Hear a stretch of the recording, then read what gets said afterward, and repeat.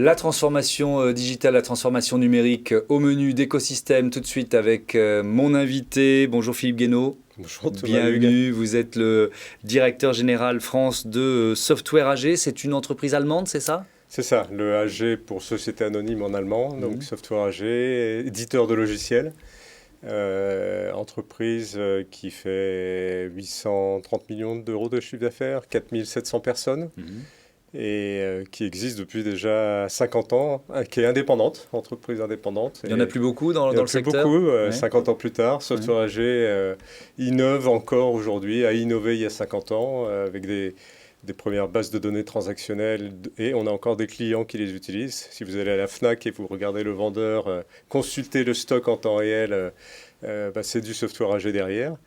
Et puis évidemment, on s'est renouvelé. Aujourd'hui, l'actualité de Software AG, c'est la transformation digitale. Ça veut dire que c'est deux métiers qui cohabitent aujourd'hui, Alors, l'édition de logiciels et la transformation Alors, digitale? tout ça, c'est de l'édition de logiciels, avec Ouais. des logiciels qui ont évolué, mais il y a une partie du business actuel qui concerne des logiciels créés il y a déjà des années, il y a des dizaines d'années. Ouais. Et puis, il y a toute une génération de nouveaux logiciels qui sont là pour aider les entreprises dans leur transformation. Alors Donc, ça, il y a plusieurs dimensions à oui, alors ça. justement, ça repose sur quel pilier là, quand on parle de transformation digitale ou numérique? Alors, ça repose trois piliers en ce qui Mhm. nous concerne. D'abord, la gouvernance de cette transformation, parce que les processus évoluent. Donc, il faut regarder ce qui change et il faut pouvoir documenter tout ça quand on est une grande entreprise. Mhm. Ça, c'est une partie de l'offre, ce qu'on appelle business transformation, à la fois les processus métiers qui évoluent et le système d'information qui est associé, qui le supporte. Il y a un pan de l'offre qui est autour de la connexion, de la connectivité, l'interopérabilité, puisque il faut connecter des systèmes entre eux, on-premise, dans le cloud, des systèmes partenaires, tout un écosystème à travers des API, des microservices. Je ne vais pas rentrer dans la technologie, mais tout ça, ce sont des sujets d'interopérabilité. On ne se rend pas compte, mais effectivement, on pourra vous donner un exemple après. Et puis, il y a une nouvelle dimension aussi. En tant qu'entreprise allemande, on a beaucoup investi là-dessus ces dernières années. C'est tout ce qui est autour de l'Internet des objets. Parce qu'on communique, on fait communiquer des applications entre elles, des systèmes d'information entre eux. Mhm. Et puis aujourd'hui et demain, des objets aussi qui ont des choses à dire et qui peuvent créer, qui sont source de création de valeur. Ouais. Vous vouliez donner un exemple là, sur l'interopérabilité, c'est quoi? L'interopérabilité, par exemple, on va passer une commande sur Internet chez But, chez Jiffy, chez Kiabi. Ouais. On va consulter un article et puis passer sa commande. Et puis, par miracle, 1 ou 2 jours après, c'est livré chez vous. Bon, il y a un petit miracle quand même qui se passe derrière sur le plan de l'informatique. Et ce sont des échanges d'informations entre systèmes, Mhm. y compris au niveau de la logistique et de la livraison. Et puis vous recevez votre facture, c'est débité sur votre compte en banque. Donc tout ça, ce sont des flux d'informations. Et c'est une partie non visible de l'iceberg. Ce que vous voyez en tant que consommateur, c'est Mhm. un portail. Et puis, ce qui se passe derrière, ce sont des téraoctets d'informations, mégaoctets, téraoctets d'informations qui sont échangés pour que votre article soit livré le lendemain. Ouais. Alors c'est drôle parce en vous écoutant décrire Software AG, je me dis on l'utilise sans le savoir en On fait. utilise sans savoir. Si vous avez un compte en banque en Mhm. France, vous êtes client de Software AG indirectement. Si vous avez une police d'assurance et que vous faites appel au numéro 1 en France, vous êtes client de Software AG. Si vous faites un plein dans une station-service, de la même manière.